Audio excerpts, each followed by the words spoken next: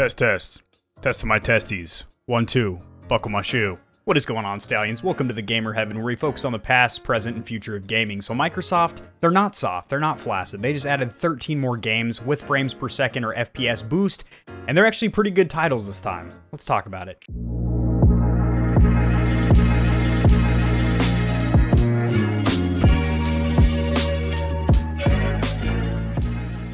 Alrighty guys, share my screen. I have an article pulled up with some pretty highlights on it. This will be sourced or cited down there in the description below, so you can see if your favorite banger title is on there. So Microsoft just announced today that 13 EA Play games. EA Play is of course included with Xbox Game Pass. You get, Xbox Live Gold, then you also get EA Play, which of course has all the Electronic Arts titles.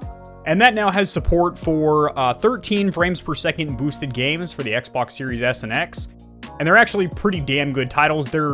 A lot of them are first-person shooters, which definitely will benefit from that extra frames per second, and they're actually good FPSs. We have Battlefield 1, 4, and 5, or V, for those of you that don't know your Roman numerals. Mirror's Edge Catalyst, which isn't a first-person shooter, but it is a parkour free-running game where there's a lot of fast motion, so that extra frame rate will definitely help. And then, of course, you got your Plants vs. Zombies. Not really my forte. I don't resonate with that game, but a lot of people might. Sea of Solitude, again, I don't think I've ever launched that game.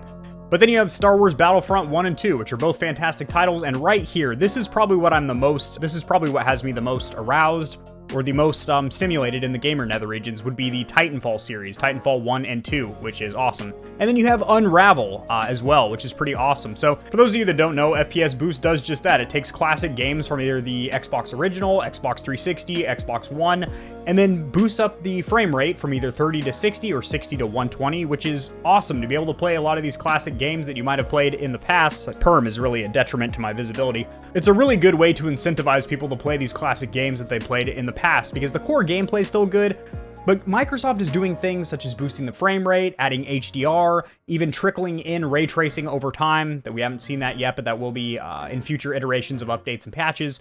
And the fact that they're doing that is super awesome, because we're going to be able to play a lot of these classic games where the core gameplay, the story is still phenomenal, but it's going to be more modernized, where it's still enjoyable on these next-gen consoles, which is fantastic. You can now blast Stormtroopers or zombies at 120 frames per second. The one exception is Sea of Solitude, which supports FPS Boost, but only runs in 60 Hz due to the original game running at 30.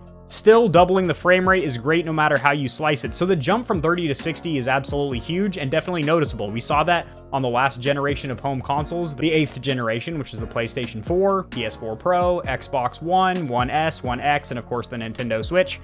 And when we saw the jump to like a cap 60 frames on the Xbox One X as well as the PS4 Pro, granted not all games supported that, but when they did, it looked pretty damned good. But I gotta say, playing a console game at 120 was a game changer. I got my Series S about almost like 4.5, 5 months ago now, and I've had the PS5 for about a month and a half, maybe almost 2 months. And when you play a console game at 120, that's pretty impressive. You know what I mean? We have never really even touched the heels of anything above 60. And even last generation, the 8th gen that had 60 frames per second, a lot of times it wasn't consistent. It wasn't capped at a steady 60 frames per second. It would fluctuate, it would deviate.